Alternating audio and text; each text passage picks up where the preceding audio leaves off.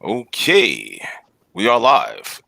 Welcome to the In the Paint Media Group live stream here on StreamYard. I want to thank everybody that tuning in, checking us out real quick. My name is Rodney Jones. I'm your host slash moderator. We have my man that created the show, Mr. Max 611, also known as Mark A. Cunningham, and also one of our good, devoted, quite knowledgeable young men that tunes in frequently and adds his opinion, Mr. Chandler, formerly of Rochester. How you doing, gentlemen? Thanks for joining. What's up? What's up? Let's get it cracking. For sure, for sure. The first thing on the docket tonight. Well, and first of all, I know. Let me make an apology. First of all, we haven't been on in a while due to my changing schedule. Max 611. Sometimes he has issues that going on with him, so we haven't really been Right. consistent like that. But we're gonna try to get better with that. So with that being said, the first thing on the docket tonight, Mike Tyson going against Roy Jones in an exhibition fight. I don't have all the specifics on that. I don't know when this is going to be happening, but I will say this real quick is the fact that man, Tyson's going to kill this guy. I think that's what I think a majority of people are thinking the same thing, and that Roy Jones is going to get blasted whenever this fight occurs. Due to the fact I've seen Mike. Mike looks vicious. He was Mike about 52, 53, if I'm not mistaken. 54. Yeah. 54. Okay, 54. wasn't too far. Wasn't too far off. 54 years old. Right now, here's the thing. I've seen recent videos of his training sessions. The man looks like in tip-top condition, and there was a video I saw him talking about how he misses being that beast. You understand? Back in the ring, it was so unlike. I saw a documentary on him Right. recently, and he was mentioning how he didn't feel like fighting anymore. But apparently, that feeling has come back. You understand? And he looks like he has that eye of the tiger on him, and he's ready to get back in that ring. And Roy's gonna he's gonna suffer. He's gonna suffer. And that's just my opinion to start it off with. So I'll let you guys bounce, this thought off and see what your opinions are. Well, it's an exhibition, so I think they're wearing headgear. So, hmm but again, it's Mike. Mike might go to vicious mode and Right. not realize it's an exhibition and try to knock out Roy Jones's liver. And we know Roy has touched the canvas a few times. So, me personally, I don't want to see Roy Jones. I hope they're not gonna really go at it, and it's just hmm a straight exhibition. Right. Chandler, what are some of your thoughts, brother? Well, Roy Jones has been fighting. Mike hasn't. I mean, we know Roy Jones has been fighting, even though he shouldn't have been being licensed. He's been getting Right. sanctioned to fight in countries all over the place because nobody would license him to fight in America. Right. So he does have that advantage is that he has been fighting. hmm I think Yeah. that it's going to be a little more intense than an exhibition. Like an exhibition should be more like a sparring match. You know what I'm saying? Okay. Whereas I think this is going to be a little more intense because I think Roy Jones is going to try to prove something, and I think somebody might get knocked out. But like I said, the only reason I give Roy Jones, I'm the only reason I give Roy Jones a shot is hmm because he has been fighting. But Right. if he takes it to that next level where it's a little more than sparring but less than a fight, hmm I think Roy Jones is gonna get knocked out. Headgear or not, I think he get knocked out.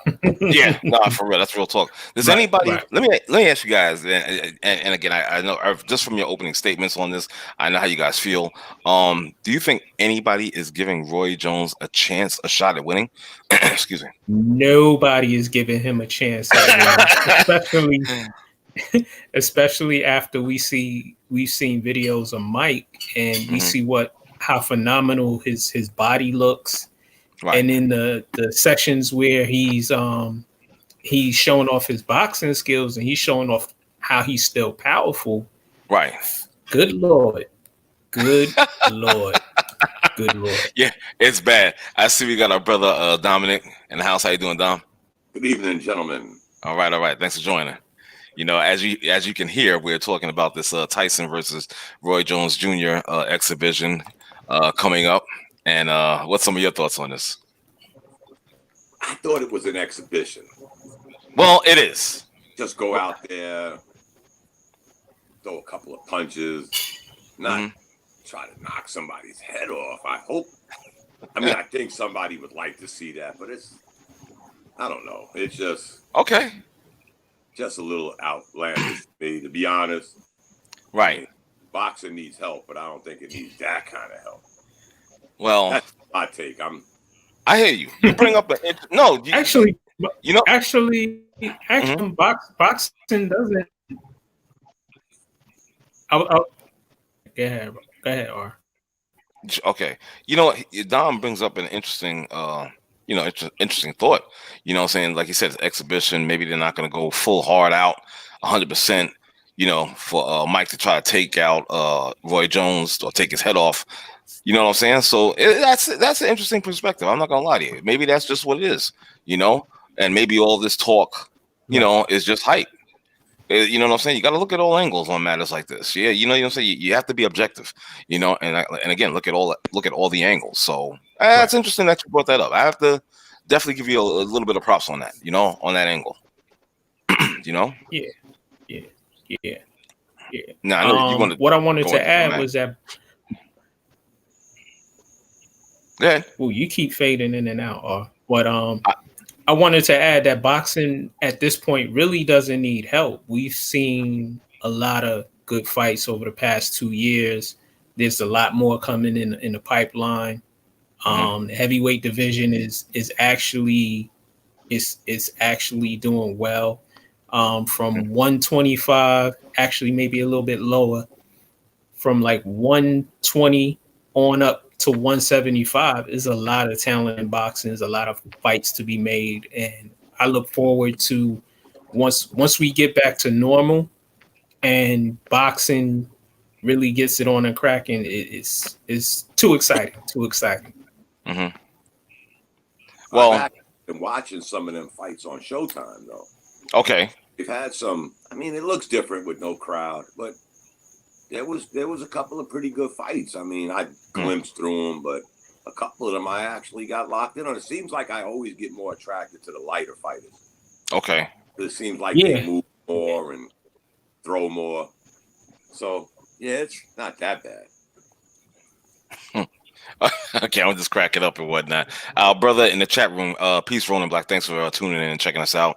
He wants to see Mike knock someone's head off. You know what I mean? Exactly. So that should be a lot of fun. Yeah, it'd be nice to see. But like I said, you have to take in consideration Dominic's opinion, his thought that it might be just be an exposition. These guys aren't really just into it like that. They're not taking it serious like that. It's a possibility. So we'll see.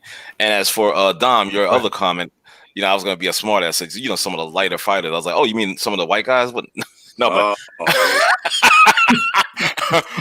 just man, the way you left it, I was like, oh, is he talking about the white guys? The Spanish guys? But they don't know I'm It's all good. I'm just having some fun. Sometimes I blank y'all out is because I be having a cigarette and I don't want, to make the show look corny. So you'll make it look cool. That's okay. No big deal. We'll push the whole. No, we'll push the whole pro smoking angle here in the paint. Who gives a damn? I don't. It is what it is. You know what I mean? So that's all right. The next thing we're gonna get into real quick is a little bit of Major League Baseball. Here we go. New York Mets. Only the Mets, ladies and gentlemen. Only the Mets could something like this happen. Yoenis Cespedes. Okay. He's opting out. No, not Cespedes. I can't even say that. Cespedes. Okay, so he's opting out for the season. No. Cespedes, because he's a mess. Stop interrupting me. Get real now. No, I'm just saying. The thing is, man, this guy has opted out for the season. But the thing is, the way he did it, I gotta tell you, I just felt a certain way about it. I can understand your concerns with the pandemic. I get it. It's all good. However, the way that you went about it was totally unprofessional. You in my eyes, you can't even be considered a professional. You came off as an amateurish boy with what you did or what you didn't do. You're not alerting the front office of your intentions. To me, that's crazy. You're supposed to be a professional player. And what do? You go about and do this completely the wrong way. You understand? And to me, it's a slap in the face to the organization. It's a slap in the face to your fellow ball players on your team. You understand? It's just not right. And again, I understand your concerns, but dude, if you're gonna do it the freaking right way. That's all. That's the thing I had a problem with. Right. So you believe the Mets is what you're saying? Listen. So offer me something accounted to that. I'm just asking the question. I'm asking the question. You believe the Mets? I don't believe anybody. Okay, because this is the organization where the general manager threw a chair across the room at the manager and then denied it, lied about it. This is the same organization that has lied about damn near everything for years. This is the organization, right? This is the people you want to believe, because here's the piece. They released a statement when they didn't have to. Okay, when they released that statement when they didn't have to, that said to me that I think they knew, but they wanted to try to embarrass him. That they were upset that he was leaving, and that they wanted to try to make it seem like, oh, this is a bad guy. Because again, none of his teammates, and if he had done it that way, his teammates would have said something. Not one of them has said anything negative about him. That tells me his teammates knew, which tells me that the organization knew, which tells me that they're trying to save face. Okay. Fair enough. That's a strong statement. I gotcha. I may have to back off a little bit, but go ahead, Dom. I may buy that because it's the Mets, and God, forgive me for defending the Mets as I wear my Yankee hat, but it just seemed fishy, guys. I mean, first of all, if you was going to opt out, you should have opted out. You didn't have to go to your hotel room to opt out. And again, knowing it's the Mets and they take a lot of heat, you can't find this guy. It was sort of like the stories you heard about the Mets when they won the World Series and nobody could find Dwight Gooden for the parade because he was in a crack house. So now you're concerned about the guy. Then all of a sudden, I'm just following the story, guys. I wasn't there. But now you hear, oh, he opted out. What if you got to your hotel room and said, I don't want to play no more, or I'll leave a note at the check-in desk. I mean, did he even make physical contact with them, verbal contact with them? Again, we look at the Mets like the Knicks. They somehow, some way mess something up. But in this case, and this guy who has basically did the Bobby Bonilla to the Mets with his contract, and now he does this. Again, guys, we all talked about this a million times. You had an option to opt out long before this happened, and players have opted out. Right.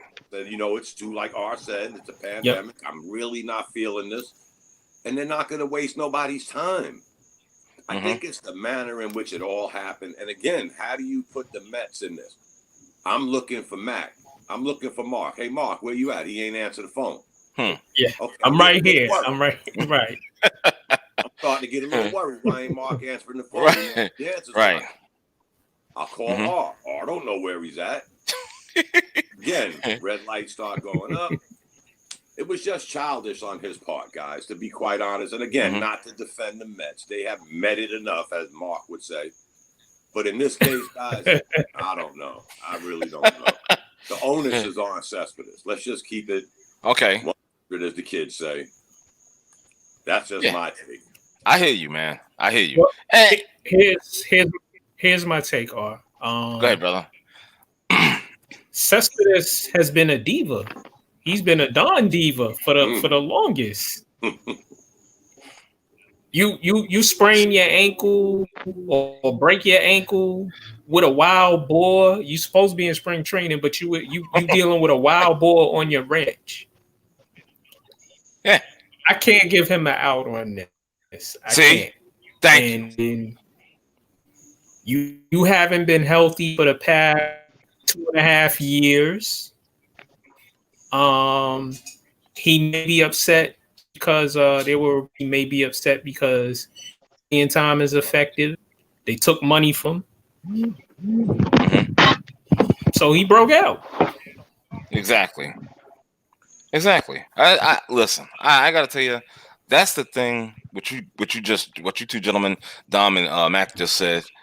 That's one of the biggest reasons why I don't, like I said, I can't really. It was a strong argument. Don't get me wrong, Chandler.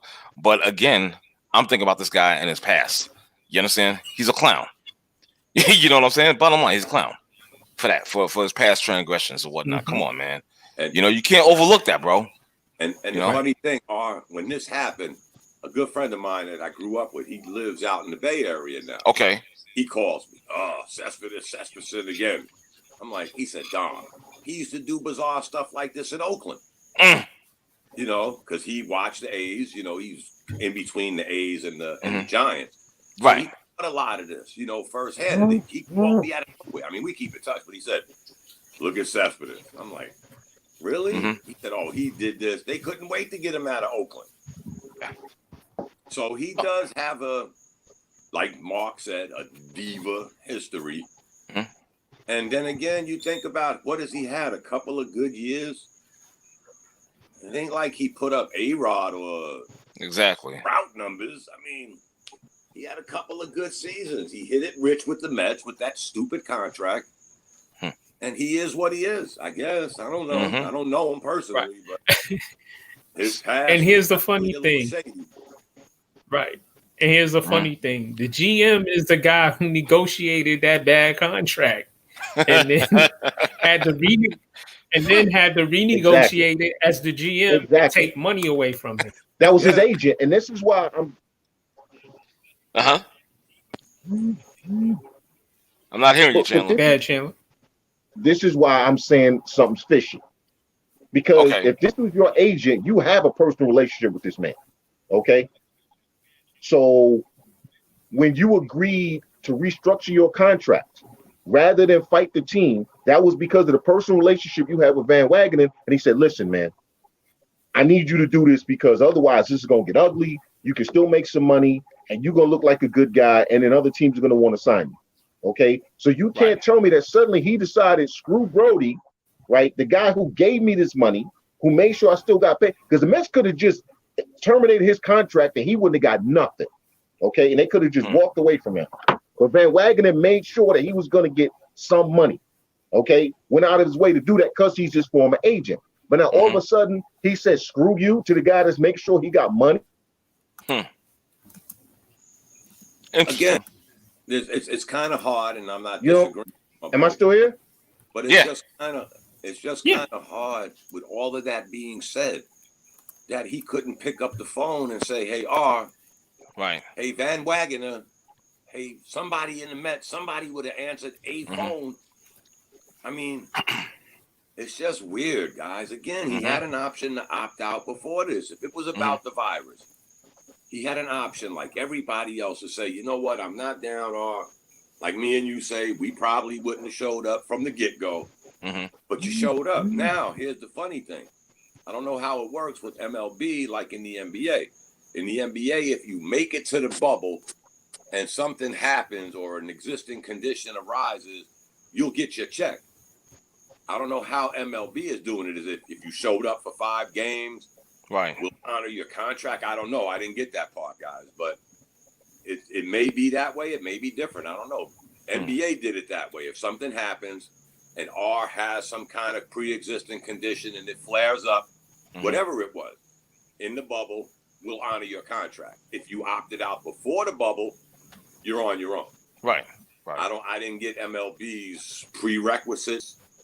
So did he go for the money grab and then say, you know what, I really don't want to do this? No. I'm asking, Chandler. I don't know. No, he's not getting paid, dog. Okay. So he's not getting paid. No, he's not going to get any more money. He's not going to get paid. And the other thing is, there's a couple of guys that have opted out. No, recently. actually, he does get paid. No, he gets paid. He gets paid. Hold on. He gets paid his prorated rate, and I think that's about it. Well, remember, guys, for the games that he played. Prorated rate. Remember. Yeah, but that's only for the games that he played. That's only for the games that he played. He's not getting another dime now that he's opted out. opted out recently because of how MLB is handling all of these outbreaks on these rosters. Lorenzo Cain, after the Brewers game the other night, said, "You know what? I'm done." Mm-hmm. Right, and that's a so. I mean, I'm not going to fault him for waiting to opt out after he's seen how MLB is handling all of these cases, because he's not the only guy. Right, but he's a great example, Chandler. He went to the organization and said, "I opted out." He didn't go to a hotel room and leave a note at the door. He did it the right way. Right. I'm just saying. I kind of like Lorenzo Cain. He's one of my right. players that I like. He did it the right way, guys. He did. Hey, Mark, check this out. I'm not coming back. Yeah, not exactly. Go to the hotel room, pack up, and say, "Oh, where's Waldo?" I mean, right. Come on, that's crazy, man. That's crazy. It's right and the wrong way to do things. For sure. I echo that sentiment, man. It's the right and the wrong way. And obviously, this guy, he handled it the wrong way. So, you know what I mean? It just wasn't right. And since I want to thank Chandler for taking us to this next topic about the way Major League Baseball is handling this COVID pandemic, it's disgusting. You know, listen, you guys already know how I feel about this. Personally, I don't give a damn. Shut everything down. That's it. You know what I'm saying? I don't want to see, and I'm a big time sports fan. You understand what I'm saying? But at the same time, I don't miss it like that. I'm not dying like that. You understand? Shut down the Major League Baseball, NBA, football, all that. What? I just don't understand. So we putting money and business over safety. You understand? And people's lives, and the lives they affect the lives of those that are attached, like families and whatnot. You understand? Why? For money? For business? Come on, that shit. Excuse my language. Sorry about that. But that's straight trash.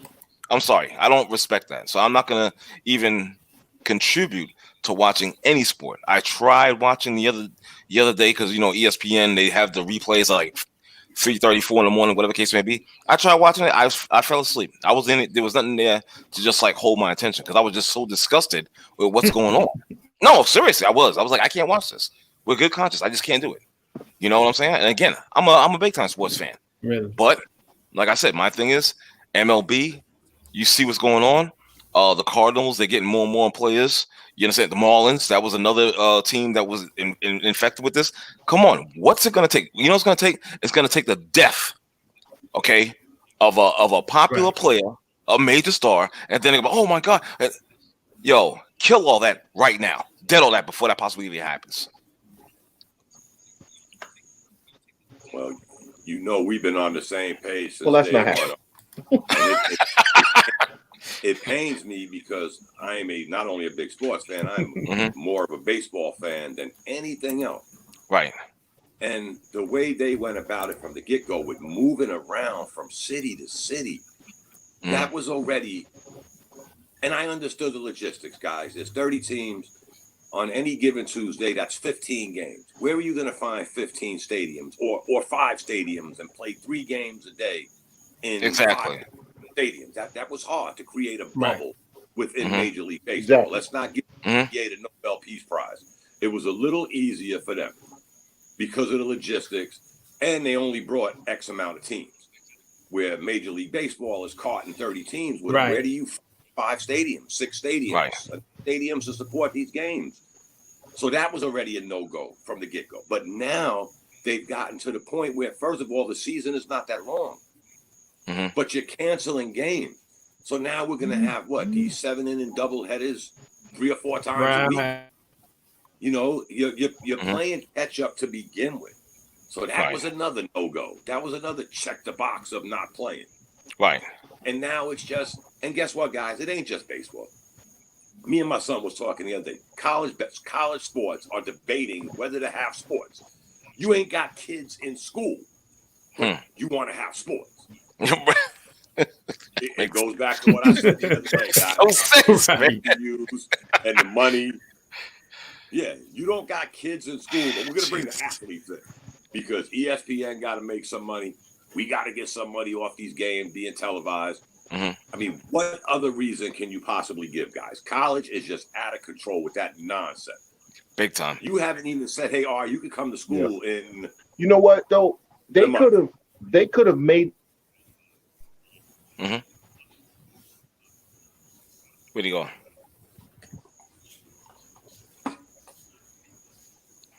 Can't hear you, Go ahead, Chandler. Dom. Sorry. No, go ahead, Oh. Chandler. Chandler, go ahead. Can anybody hear me? I can hear you. Can you hear me, Art? I hear Yeah, I you. can hear you. Yeah, we hear Okay. you. All right. Chandler, go ahead if you can. I don't know if there's a Huh? problem. Go ahead, Chandler. Oh, there's something Speak, wrong. Chandler. Speak. Something wrong. Let's see if that. Oh, he left. Okay. No, He no, went he's there. black. No, he's there. I'm looking Yep. right at him. Yeah. All right, so go ahead, Chandler. Okay. Oh, I'm sorry about that, Dom. What I was going to say is they could have made this much easier and safer simply by every team has enough money to have their own charter, first of all. So you shouldn't be flying commercial. Secondly, you either buy a house, a couple of houses near there where you're going to house all your people so you have your own environment where you're housing them. So you're not housing them in a hotel. Or if you're going to house them in a hotel, you buy out the entire floor. That's what when you go from the floor to the stadium, you dress in your hotel room, you go to stadium, you play. It's like travel baseball. You change, you wear your uniform to the game, you wear your uniform home. When you get back to the hotel, you stay in the hotel, you don't go anywhere. They could have made this safer. But instead, you got people flying commercial. Okay, you got people in the traveling party who aren't even traveling with the team. They're traveling separately from the team. Because let's not forget that it's coaches and training staff people who have also come up positive. It's not just the players. So exactly. Derek Jeter running around talking about, oh, the players aren't doing this. Derek Jeter can kiss him out behind, okay? Because you got coaches and staff members coming up positive. So are the players are fault for that? No, they could have done this better without the bubble. But again, like Dom said, it was such a money grab. They didn't put none of this stuff in place because this could have been much safer. Even though they can't have a bubble, they could have had a semi-bubble when they're in their travels and then when they're staying. It again, not to be the devil's advocate, but again, when no matter how you're traveling, guys, you're just going too many places. You know, you're just not confined to, let's say, Orlando, and you know these guys honestly have no freedom in the bubble. If you go this way, somebody's going to dime you out. You know, if you go that way. So they basically got the NBA on lockdown. And I assume it's working for them, guys. Nobody has come up positive. They're on TV every other night, so they're bringing in some revenue. But in baseball, the traveling thing, guys, just threw me for a loop because I thought baseball would be the easiest because it's a social distancing sport to begin with. But now we're adding all this travel. I don't care if you're traveling first class, commercial, Wells Fargo, Pony. It's just you're moving too many pieces, too many places. That's the scary part, guys. And are they going to do that in college sports? Are we going to move, have UNC play Kentucky? It just don't sit right, Art. And again, we said this from day one. So it's sort of like now the dead horse is just, super dead. They ain't paying attention to it. So no, they're not. God bless them. Oh man, listen. I think we're gonna move along on this next topic on our docket tonight. In the lane of the NFL, this happened a while ago, but we didn't get a chance to discuss it with you, the audience, and even amongst ourselves.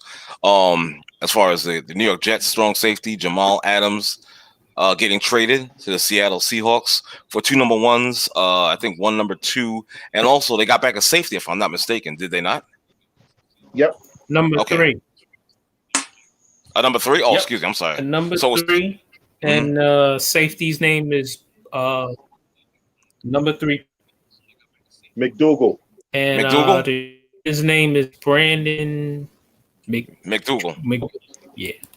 Yeah, Brandon McDougal. Okay, fine. What do you guys think about this? You already know how I feel, but I'm gonna, of course, chime in with a few thoughts on the Jets and their organization. But what are you guys thinking about this trade? Is it a win for the Jets? Is it a win for Seattle? On paper, it's a win for both because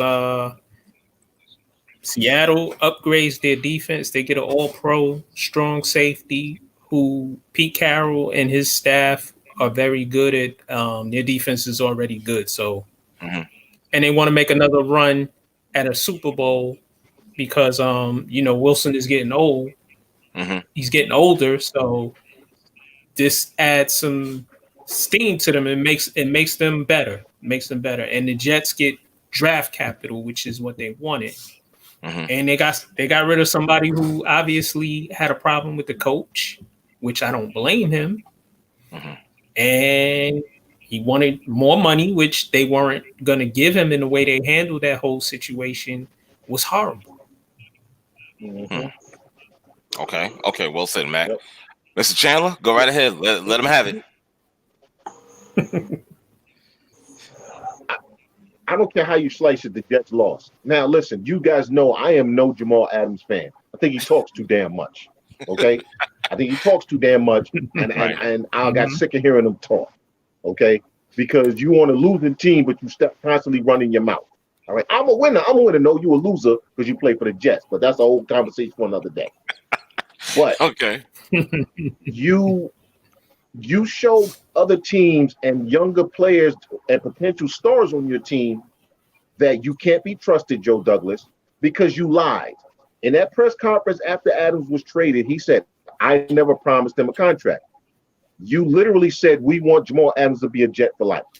Right. So if you want him to be a Jet for life, then you promised him a contract. You can't, you know what I'm saying? I can't make you a Jet for life if I don't give you a contract. So you promised him a contract. So you lied. Okay? By the way, you notice CJ Mosley ain't playing again this season, right? It's funny how that works. CJ Mosley ain't played but one game for the Jets. All right, I'm just putting that out there, right? And now I'm just saying, and now we're supposed to trust the Jets to draft properly. And even if they do, and he's getting paid. He's getting paid. Right. But even if the Jets do draft properly, right? Name me the last Jets high draft pick who stayed past one contract. None. It's been Johnny. None. Yeah, Johnny Lamb. Johnny Lamb Jones. So the Jets lost. Really lost for the Jets. Really, exactly. Let's be in a smart ass. But the scariest part of it all, guys, is the precedents they're setting. You're backing a non-winning coach that has basically had, and I'm not defending Adam. I'm one of those guys. You have a contract. Honor your contract. We'll talk about that when the contract is up. The NFL don't do that. I get it. I got that part. Check that box. But you're steadily siding with a coach that has had drama since the day you signed him. So that's going to be a trickle down. Everybody's going to start coming out now, and I don't like R because he don't. And what are the Jets going to do? Trade everybody? Have a team full of draft picks? It's just you're setting a bad example by doing this. You're backing a non-winning, drama-filled coach. They should have got rid of him the year before last year. Yeah. But they didn't. They bring him back. They have a good end of last season. But you're backing a non-winning coach that has had drama since the day he stepped in. He wanted to be the coach, the GM, the president, the owner. And you just keep siding with this. I don't care how many draft picks they get, guys. I know how the NFL works. Draft picks out the ass. Excuse me. But what's it going to matter if you have the same guy with the same drama? Now, get these draft picks and can this coach. And let's start from scratch. Right. Again. And maybe this won't happen again. Yeah. Like I said, again, this is just, listen, this is nothing new for this team. They're a crappy organization. You understand? They've been crappy for years. You understand? Out of the Giants and the Jets, you guys already know my anger towards the New York Giants. So therefore, if I have to choose a team in New York, that would be the Jets, if not the Buffalo Bills. But again, this is a crap ass organization. So the fact that they're siding with an idiot as a coach, the guy's a jerk. Doesn't surprise me. This is a typical Jets move. Listen, 3 teams: Mets, Jets, Knicks. I've said it for years. Same operations manual they have. The same moves they make or don't make. It's the same with all 3 organizations. Perhaps it's changing now with the Knicks. I don't know. I'm not going to say, but as long as that Dolan guy's there, but you already know the deal. But I'm just saying. Yeah, you got his fingers crossed. But I'm just saying. The thing is, man, this is a crap ass organization. I don't think they deserve any type of success based on the fact that you're supporting a guy like Adam Gase. You understand? Siding with this guy and letting him take the reins of power. You know what I'm saying? It's ridiculous. I don't like it. You know, I can't stand them. So I'm just done, man. You know? What I find the weirdest, guys, is the 3 teams you mentioned are, and I know this is a little out the box. Right. They're all in the New York City area. Right. And none of them ever said, hey, R, how about me, you, and Mark get on the subway and go up to 161st Street in the Bronx, right, and see how a real organization is run. Maybe we could, maybe we could sit that off to somebody. There you go. We're not stealing your ideas. We just want a little help. I thought about this for years with the Knicks. You couldn't go talk to Brian Cashman, one of the Steinbrenners. No. No, they couldn't do it. I mean, really? What's funny is those people.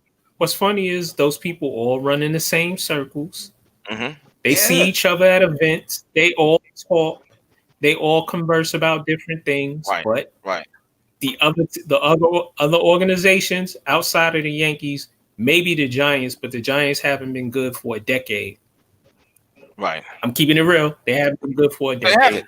They sucked. The other teams just keep doing the same chicanery over and over again.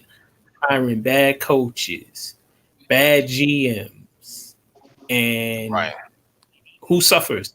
The fans. But who wins? The owners, because fans spend money. Of course. The Knicks are worth $5 billion, and I think they're the number 1 most prosperous team in the NBA right now. Right. Go figure. That wouldn't surprise me. Exactly. Yeah. And they made the playoffs in 7 years. Yep. Yeah. And you know what though? What do all of those 3 teams? What do they have in common? They have a diehard fan base that will spend money regardless, that will consume the product, no matter how bad it is, no matter how many times that franchise spits in their face, they continue to come back. So why would they do business any other way? Exactly. And 2 of them wear the same colors. Go figure. Yeah, exactly. But I got my mellow. I got my mellow on today. I'm Team Mellow. God bless you. See, there you go. I give you props. Like I said, man, I'm done with that team, man. As a matter of fact, my team in New York is Buffalo. I don't care. That's just it. I can't root for either one of those other sad ass organizations that just can't get it right. What?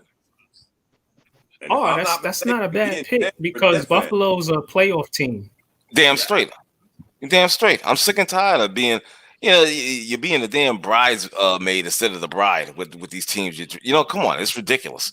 And just like Chandler said, you support these teams. Hold on, Mac. You support these teams. You give your blood, your sweat, your soul. You know what I'm saying? You're representing their colors and everything. They buying hats, jerseys, whatever. And just like Chandler said, they spit in your face. You understand? Where's the loyalty? We got loyalty for you, but you don't have loyalty for your fans. Come on, man. Freak out here. I'm done. Right. Now go ahead, Mac. I'm sorry, bro. Right. They're not even no problem. They're not even a bridesmaid. They carry with pig slop all over them. Exactly. It's disgusting, man. Listen, we're gonna get into the Knicks in a few because I'm heading into the lane of the NBA, and actually I could just say NBA/comedy hour because this next one is just really off the hook. It really is. I couldn't even write a script on this, to be perfectly honest. So my man, great. Listen, I love Lou Williams. You know what I'm saying? As off the bench, he does his thing. on this one, son, on this one, I couldn't even believe it, man. Yo, so why is this guy going to Magic City for some hot wings? The Huh? wings Why you good. The You wings been is there? good, baby. So His you've wings. been there. And You've been there. and he Uh-huh. took a picture. He took a picture with a rapper Wow. who goes and says to the public, that's an old picture. Meanwhile, he got a mask on. Come on, man. He Oh, my deleted the picture. Yo, oh, God. Dudes, I'm And sorry. then, and I'm not finished. Oh, and then Go ahead, brother. one of the girls who works in Magic City said he got a lap dance, or however you do a lap dance in a pandemic. See, this is one of those times where Blue. I wish I had an emoji for myself during this stream, and I could just like do the face palm. You know what I'm saying? Because that's exactly how I feel when I heard about this nonsense, and even right now, same response, man. I'm just like, come on, dude. Just like Max said, how you getting a lap dance in this pandemic? How's that work? You know what I'm saying? And how's that work? I'm just saying, dude. How the hell does that work? You know what I mean? Please make me understand this. Because I could be a little slow. I know this, but I'm just saying, please make me understand this. How does that work? Well, I always got to add the other side to every story just to keep it in. Okay. Realistically, guys, here's how far off the rail we've gone with you basically having no rights. You can't do this. You can't do that. Guys, trust me, I understand. The bubble, the this, the that. But, and I'm not defending Lou Williams. I love wings. But where do you get to the point where an individual can do what they want to do? Did he break the law? Did he go rob the strip joint? He did something that may be bizarre to all of us, guys. Don't get it twisted. But he still has some sense of freedom. First of all, guys, the strip club was open. It ain't like they opened it just for him. The strip club was open. So I'm going to, again, take the other side of this. We're testing the strippers. You got to get a COVID test in order to strip in this club. Because I hear it's a very, if you want to call a good strip club, I don't know, guys. It's been years. Magic City is it. That's the spot. Right. It's like going to the garden. But again, I'm just taking the civil aspect of this. Like, where do we get to say what I want to do as a human being during the pandemic? Again, the club was open. He didn't stick nobody up like the brothers from the football team. Right. He just went and got him some wings. If he got a lap dance and a lap dance, surprise. Hey, but who are we to say what he can and can't do? Just because he's in the NBA?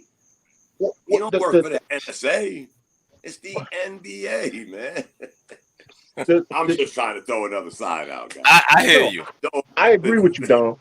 And me and Mark went at it about this when he wanted to, become president of the Kendrick Perkins fan club. You thought I wasn't going to bring that up. I know you thought I wasn't going to bring that up. But anyway, but here's the thing, right?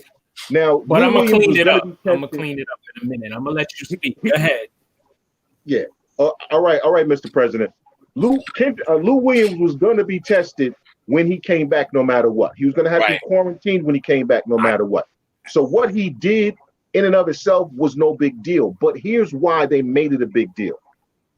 They're trying to keep the clowns that are actually there in the bubble from thinking, oh, I can run out here in down here in Orlando and go hit a spot and come back. Now, Lou Williams goes to Magic City so much, they have wings named after him. They lemon pepper barbecue wings named after Lou Williams. He's got his own wings. That's how much he's in Magic City. Damn. All right. So that's how much he goes there. So for him to go there for the wings to him was no big deal. But they were trying to send a message to the people back in the bubble hey, don't be trying to sneak out and then come back, and if because we don't find out. Again, I agree with you. I don't have a problem with what Lou Williams did.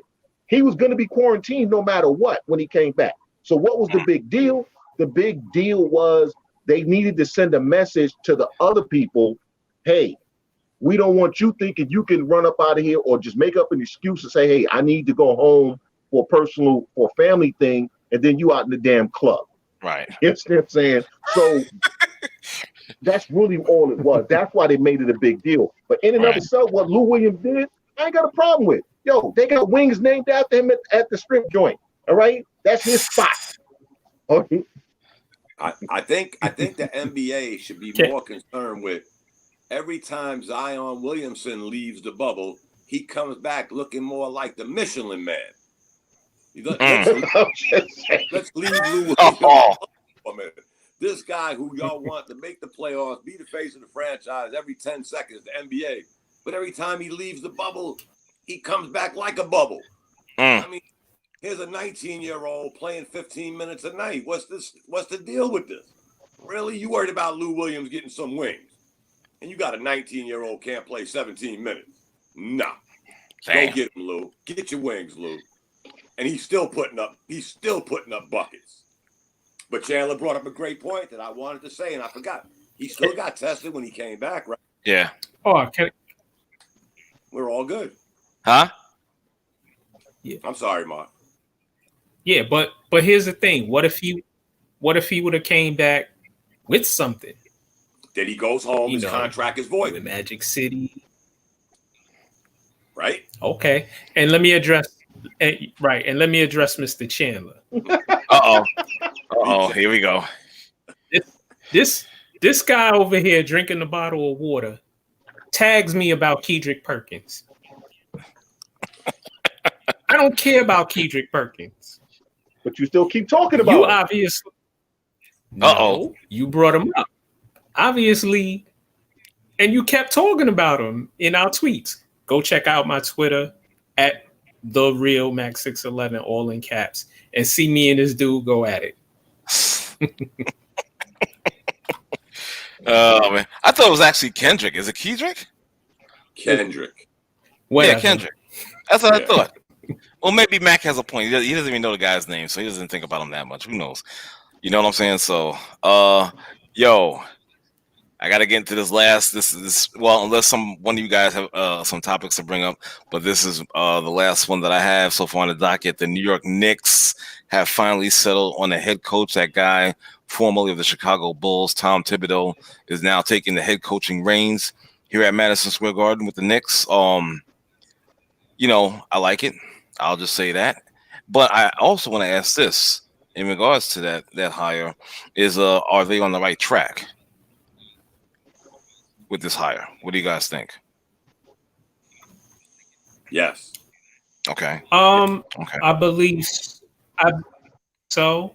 I like all the moves they've made. Hiring Tom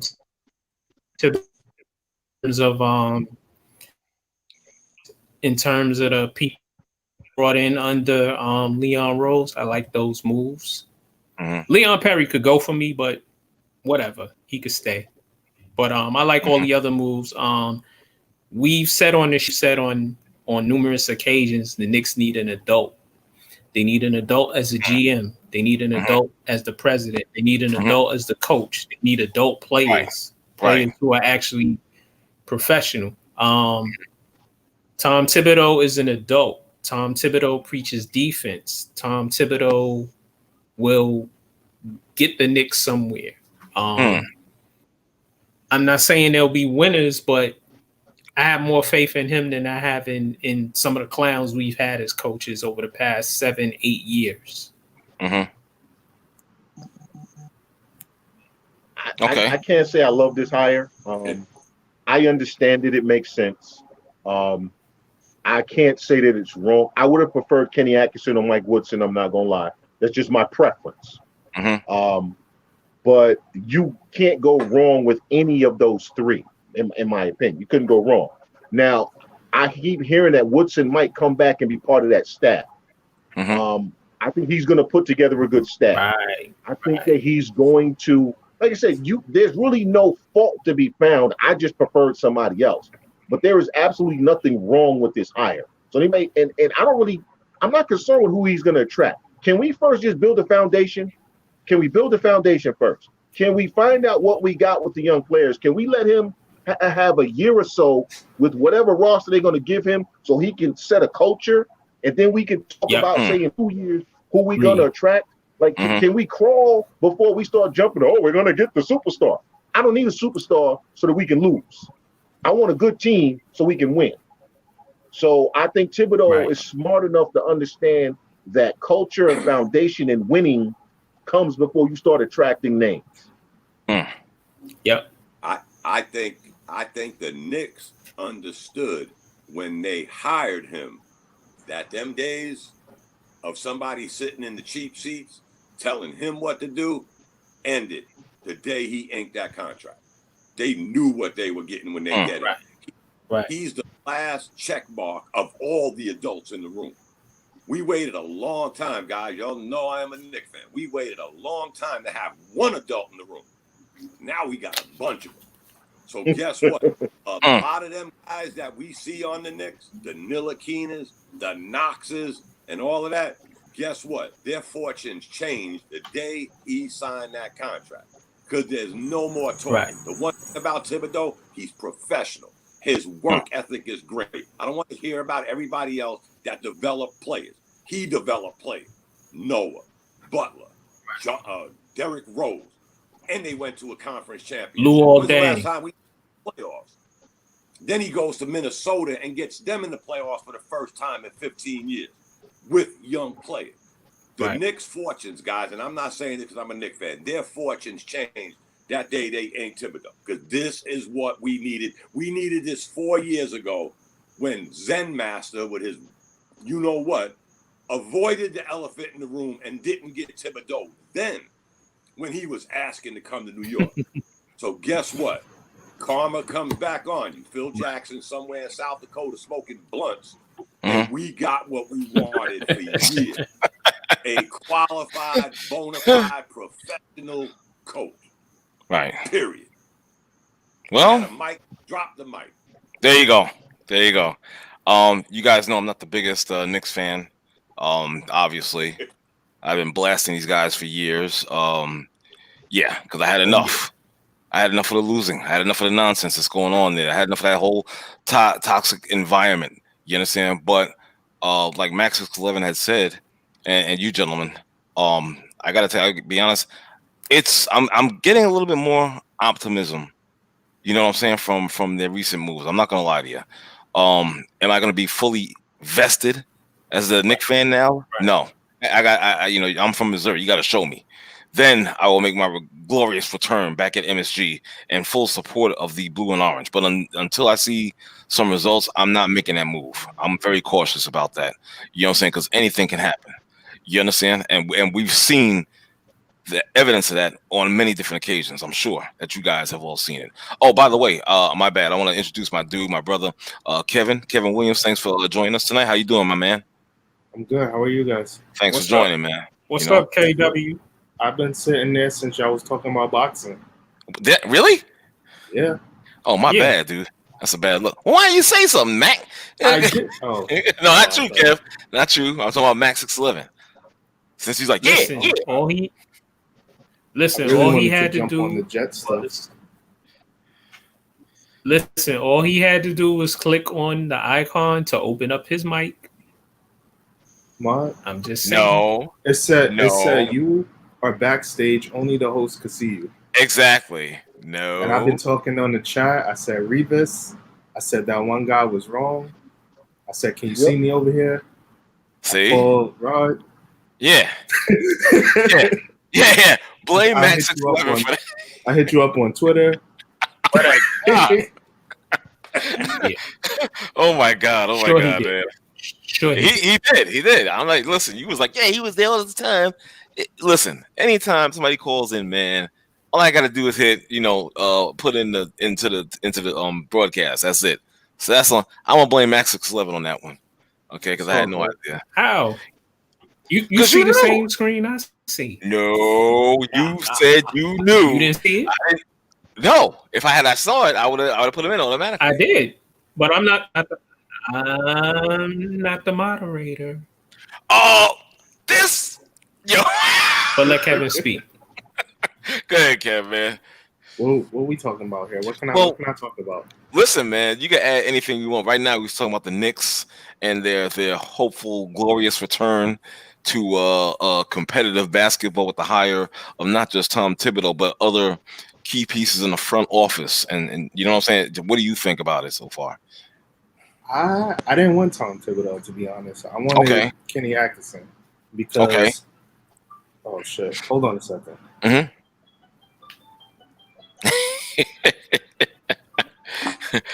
Yeah, I think a lot of people probably feel like you and Chandler.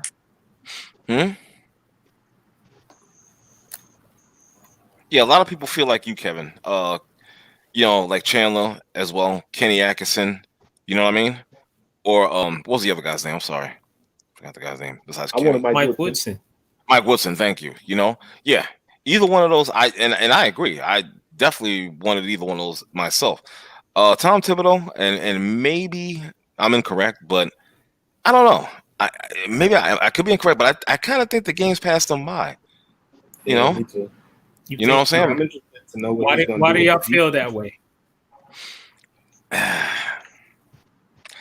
To me, it's like trying to bring back, and this is going to be a great exaggeration, and I know it's going to be crazy, but that's like trying to bring back, what's that dude's name? UB Brown. You understand? Oh, he's not that old. Come on. I'm not saying that again. That's why I said it's an exaggeration. This is why I said that. He's not that old. No, he's not that. I know he's not that old. I mean, but you know what? Basketball is basketball. So right. If you know it, you can teach it. I just don't want him to run these guys into the ground. Right. I do think you can teach them, but the game is so different now. The you know, sports as a whole to me is different. These dudes today is different. They don't work the same. Right. And like, not to talk about football, but look at Jamal Adams. He's horrible. That was horrible. The way he handled that situation was terrible. Going back to last season, that you call up the Cowboys and be like, yo, tell your guy to come get me. That's terrible. And I get it. Yo, you want your money. Kevin. Kevin, he didn't say anything about the Cowboys. He found out his GM was speaking to the Cowboys. The rumor was that he was talking to the Cowboys. No, it's the a rumor business. Is they spoke to the Cowboys. It is, but they spoke to the Cowboys first, or the Cowboys called them. However you want to spin it, it's on the Jets management first. And then but you can't act like a little girl, like, oh, they're gonna trade me, and then he's gonna mention Tom Brady and Aaron Donald. Like, yo, you're not though. Your impact on the game does not lead you to win. You got to be mad at him. Okay, take him off of last year's team. It doesn't matter. Take last year's. I'll go. They didn't win. To me, if you don't make the playoffs, you don't win the chip. You had a losing season. He was not contributing to winning, and I get it. He don't want to play for a losing team. That's what it is. He no longer wants to play for a losing team. But you're not gonna hijack. He's an all-pro because he did his job. So that's the card we playing. That's the card we playing. He did his job. He did his job. He did his job. Yes, he did. All pros do their job. He's the best. He's one of the best safeties in the league. So, but his position does not lead to winning. Yeah, he was one of the best of one of the worst. One of the best of one of the worst. Okay, you cannot demand to be the highest paid safety in the league, and you play for a terrible team. And the way he hijacked that whole situation was as if he was fucking Tom Brady. We didn't win nothing. Why? That's terrible. All he had to do was wait one more year. One more year. That's all he had to do was wait one more year. And you know why he's shiesty? Because now he got traded to Seattle, and now he's saying, "Oh, okay, I'll play." Why wait? So why he not demanding the money from Seattle? Because he's going to win. If you wanted your money, because they spoke to him. No, come on now. Right. Come on. You can't do that. That's right. That's not right.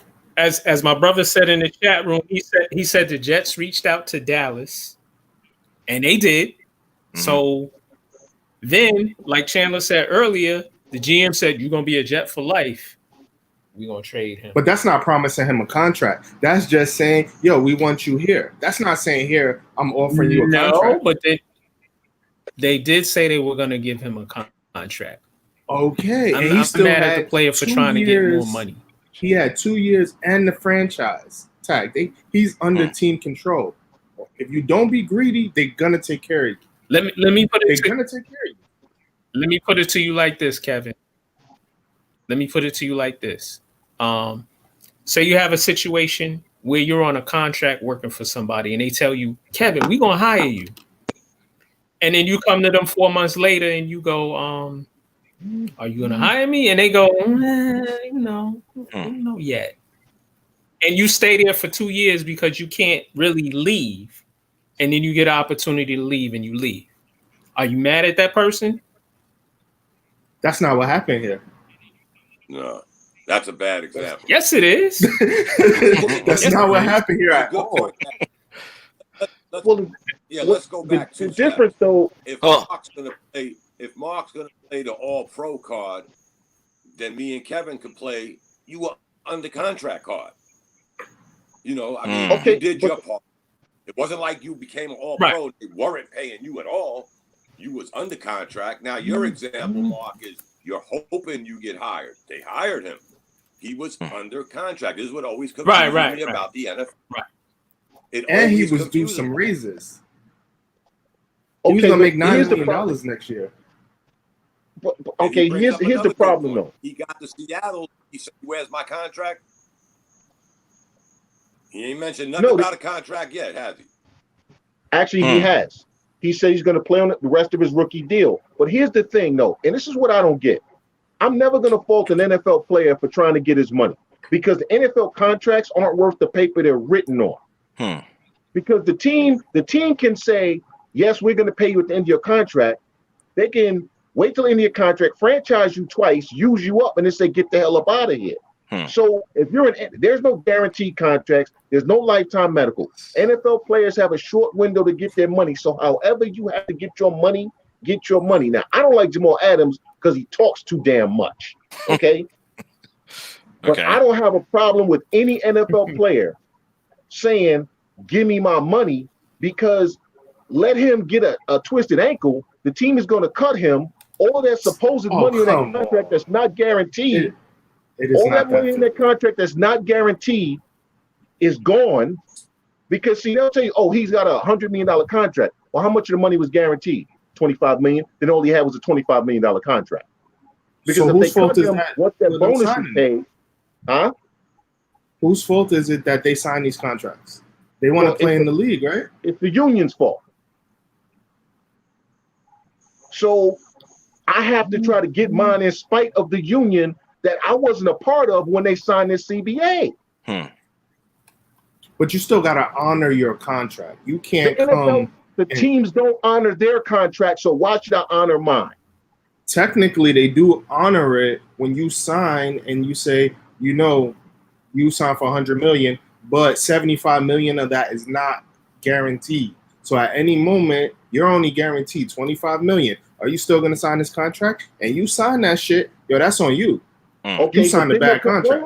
Hold on. But then they come back to you and they say, "You know what? You better restructure your contract or we're going to cut you." And you get nothing.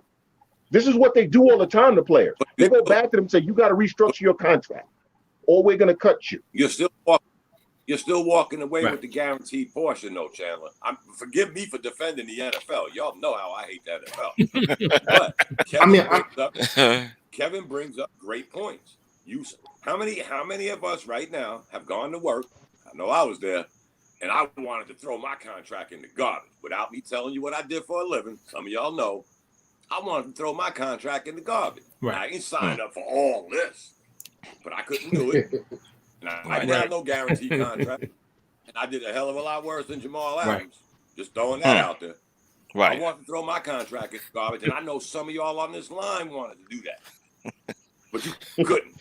What makes him different? That's a little bit different, Dom.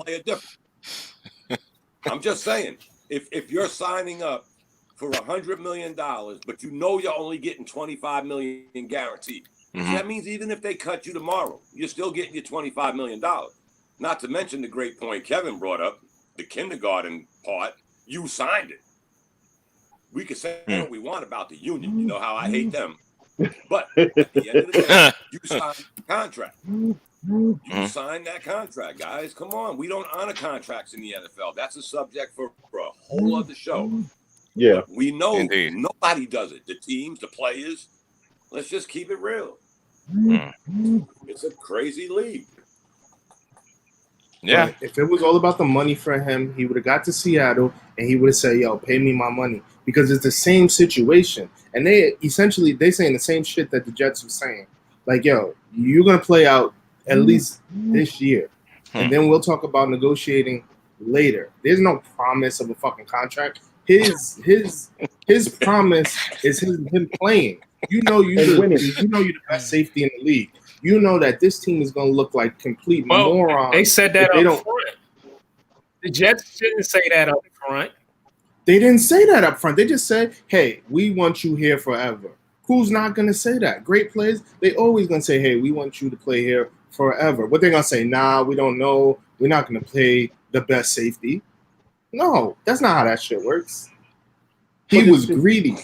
And honestly, he got too big for his britches. No, I'm going to keep this fact. He got too big for his britches. He was on a bad team. He knew he was the best player, and he thought he was going to hijack that shit. No, that is not wrong.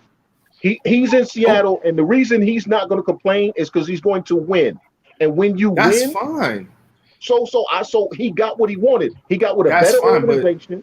He got with a better organization, a better coach, a better team. That's fine, but don't talk. And he's going to get paid. That he was talking. Don't talk all that shit. Just say, yo, you know what? This is a losing franchise. I want out. That's all you gotta fucking say. Don't say, oh, they didn't give me the contract. They didn't do this. They didn't do that. And then that's not wrong. That's not wrong at all. Hold on, gentlemen. Hold on. Hold on, gentlemen. I gotta acknowledge something that just entered the room. The Bishop is here. What's going on, Bishop? Bishop, can you hear me? Yeah, I can hear you now. Oh, there you go. How you feeling, brother? I'm okay. I'm all right. All right. This is one of my arch nemesis here. That's all. This is one of my arch nemesis here. That's on the line. Thank you for gracing us with your presence today. Yeah. But you wrong, Kevin. I'm not wrong, bro. Uh-oh. Not wrong. How am I wrong? How am I wrong? How is he wrong? Tell him, Mac. How's he wrong? The Jets said they were going to pay him, bro. Okay, the Jets said they were going to pay him. At least 3 years left. At least. And if he gets the franchise tag, the franchise tag would have been at least $15 million. So if you're all about your money, but Kevin, we've seen teams tear up contracts and then give the person money. Stop it. But not after the rookie contract. Yes. For a premier player in the league, who did they do that to? A premier talent in the league. Who did they just? Mahomes just got paid. Mahomes. Khalil Mack. He ain't fucking Mahomes. Okay, Khalil Mack. Mahomes just got paid. He ain't Khalil Mack either. He's an all-pro. He's a Pro Bowler. He's a game impactor. He's a game changer. Doesn't matter who he is. I do not like Jamal Adams. Okay, let me be clear. I don't like Jamal Adams. Right. I think he talks too damn much, and I want him to shut up. I don't like players from LSU. Let me be very clear about that. But here's the piece: there are a lot of teams that have torn up contracts of some of their young, great players and paid them early. They do it with quarterbacks. They do it with other players. Now, here's what the Jets should have done. They could have went to him and said, listen, we can't pay you right now because we got to pay Sam Darnold. So work with us. We'll transfer some of your salary into a bigger bonus. We'll give you that bonus. That would have satisfied him, right? That's not. They even didn't do case, that. Though. Instead, Joe Douglas said multiple times, we are going to get Jamal Adams taken care of. He said that publicly. You can look up the quotes. Okay, so you lied to this man, and then he decided to act out. Jamal Adams is wrong for how he acted. I'm not defending how he acted, but I don't have a problem with him trying to get paid. And also, I don't have a problem with him trying to get the hell away from Adam Gase. So at the end of the day, I'm going to side with him simply because Adam Gase is a clown and Joe Douglas is a clown, and they're bigger clowns than the clown Jamal How Adams. is Joe Douglas a clown? He just got here. Oh, he's still a clown. He's supporting Adam Gase. He's a clown. I mean, I don't like Adam Gase neither. But what I'm saying is that if you say, yeah, we're going to pay you, they ain't say when. And the precedent has been, you play your first 3 years. You play your first 3 years, and then you talk about renegotiating your contract. Wow. If they were winning, he definitely would have got a new contract. They'd have gave him whatever the fuck he wanted. But they don't win with him. That's why you could trade him off. What's the worst that's going to happen? You're not going to make the playoffs? You ain't make the playoffs with him? Fuck it. So Kevin, does Jamal play linebacker, special teams, and he's a running back who Gase didn't give the ball to? And the O-line sucks? Is that on him? What does that have to do Hurry with up, anything? quick, answer the question. No, that's not on him. What does that have to do with anything? That ain't got shit to do with him. You just said he's on a. Did he hold his own? But my thing about it is that for the demands that he was making, you have to say, listen, you put me on this team, me, pay me the most money on this team, I lead you to victories. He can't say that. He can't say that. Why did the Chiefs win the Super Bowl? Because they got lucky. Partly because of Patrick Mahomes. A lot because of him. That's why they paying him half a fucking $1 billion or whatever the fuck they pay him. Can Jamal Adams say that? What are they gonna say? What is his resume? Yo, I did all this shit on a losing team. That means you are replaceable. But watch him say this again. Huh? Okay. I don't want to hear you. I don't want to hear y'all complain. I don't want to hear you Jet fans complain about how bad the safeties are next year. I'm not gonna complain because I think the shit was great because they lose. What the fuck? What is the safety gonna do for me besides provide a highlight play when he snatched the ball from Daniel Jones? Okay. Oh, okay, but we still because of him. That's my point. He is not a game changer. When you are a game changer, oh shit, he changed the game. Yo, we're losing. Now we're winning. Why the Jets bad? He ain't doing enough of that. I'm not saying he ain't worth the money, but what I'm saying is that the diva act that he was doing. Come on, son. Come on. You gonna compare yourself to Aaron Donald and Tom Brady? Anyway. Wow. He ain't disrupting the game like that. You got 6 sacks. Okay. Wow. I tell you, that was pretty intense. Went from the Knicks to most on the team. He don't win. You gotta win. No, the Jets don't win. The Jets don't win. What I'm saying is the Jets don't win. Say it with me. But you look like a clown. Win. Say it with me. You look like a clown wanting all this money when you won it. He was like, basically, he said, yo, I want my money now. Pay me my money now. And you're going to use the excuse like, yeah, in the NFL, they could get hurt at any moment. It happened to his dad, this, that, and the third. Chances are that shit wasn't going to happen to him. They was going to pay him his money. He just wanted it his way. He wanted it his way. Fuck it, trade him. All that shit that he did, trade him. No, they weren't. They pay Revis. Right. Oh, God. Don't complain about the defense. They pay Revis twice. And he did the diva shit, too. At least with Revis, they was really mad at him about that. I mean, I get it, yo. You're all about the players getting their money. Not at the end. He sucked at the end. Damn, man. He did. Yeah. No, not just that. He was here. Rather than just with him. Mm. The Well, reception is bad. I can't hear you. yeah, it's bad. I don't know if you guys can hear me or not, but it's bad. Yeah, his reception. You know what is I mean? bad. I can He's hear you. talking that bull caca. It's all right. Okay. It's all right. It's all right. We don't need to hear you. I can't hear you. It's all right though. There goes the bishop. Of course. Yeah, Doing it. Add this sidebar commentary. It's all good, brother.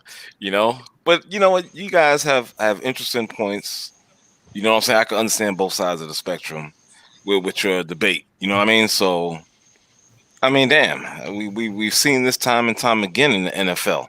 You understand? I used to always hate Revis, to be perfectly honest, because you know, after every season, you want to re-up. I'm like, yo, what the hell is up with this? But I understand. You want to get paid. You want to get paid. So why sign a contract? Sign a 1 year contract. Go Kevin? year to year. Don't sign multiple years and then come back every year like, yo, pay me. Yeah, Kevin. Because the teams won't let him sign 1 year deal. That's part of the reason why Dak Prescott isn't signed, because he wanted a 4 year deal. Dallas wanted to give him 5 so they could spread the money out. He said, no, I only want 4 so I can have another bite at the free agency apple in 4 years. Teams won't go year to year. But because he's in the trash salary, too. But my point though is, in a salary cap sport, you can't go year to year because it's too big of a hit on your cap. So teams want longer deals so they can spread the money out more. Most players probably would go year to year because you'll get more money. But if the team isn't willing to give you a year-to-year deal, you got to. Oh, and by the way, as coming out of college, you have to sign this deal. Otherwise, you can't play. Right. Which now goes back to the CBA and the clowns who negotiated that, which again is a whole other conversation because I hate DeMar Smith. But you know what I'm saying? That's a whole other conversation. Word. Hell yeah.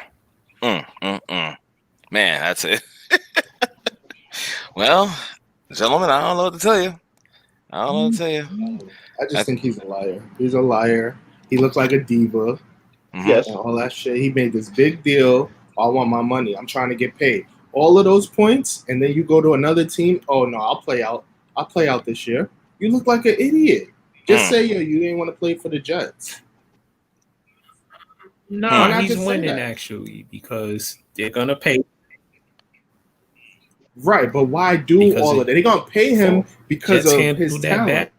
When you are a talented player, you can almost do whatever the hell you want to do. Yes. And they're gonna pay you. So all of this shit that he did, it was extra. He was gonna get his money regardless. Well, not really. He's a strong safety. He's a strong safety playing a position that's not valued. They still were gonna pay him though. Because say what you want about the Jets, that defense is good. I'm not mad at him on that. That defense is good. And I think they'll be good again because he was a strong safety. So he wasn't getting a bunch of picks. His impact on the game was not enough to make the Jets winners. Now you put him on a Seattle team, yes, he's going to look amazing, but is it because of him? If they make the Super Bowl, then I will say, yo, you know what? The Jets should have fucking played him. They should have gave him whatever the fuck he wanted. But he didn't want to be here. No, he didn't. He didn't want to be here. No, he didn't. That's like, you with your girl, and your girl don't really want to be there, but you give her the ring anyway. She don't want to be here. She telling you, yo, I don't want to be here, but, if you give me the ring, I'll stick around for the ring for a little bit. She's still going to dip out. Same concept. Same concept. Right. Oh man. Well, listen. I'm gonna have to bow out, but Max 611, you got control? We will bow out. Do you have control? No, do you have bowing control? Out also. Are you bowing out as well? Okay, well, listen. Yeah, but I'm bowing out also. Okay, well, I'm getting ready to bow out my damn self, but it's been a great talk with you guys, and I want to thank you guys for Can I finish, motherfucker? You know what I'm saying? Can I finish? My man, the groove killing me on the reg, man. I'm like, yo, what's good, man? You know that. In case you don't know, Bishop, that's Max 611. He's got a nickname. We call him the Groove DJ Groove Killer because that's what he does. So whenever you're in the middle of a thought, you know what I'm saying? Here he comes. It's like the scratch right. That's him, DJ Groove Killer. So let me finish what I was saying, man. To the brothers, I want to thank them for tuning in. My man Bishop, you got to join us early next time and hit me up or whatever. You know what I'm saying? And we'll get you in there a bit earlier, man, because we get, have your input and your opinions or whatnot. You know what I'm saying? So Chandler, my man Dominic that joined us, Big Kev in the house, and now look at Max 611 looking at me like this motherfucker. Bro, still love you, man. Still love you. You know what I'm saying? DJ Groove Killer in the house. I love you too. Watch your beard. Yeah, I already cut it. It don't matter. Listen, everybody. Anyway.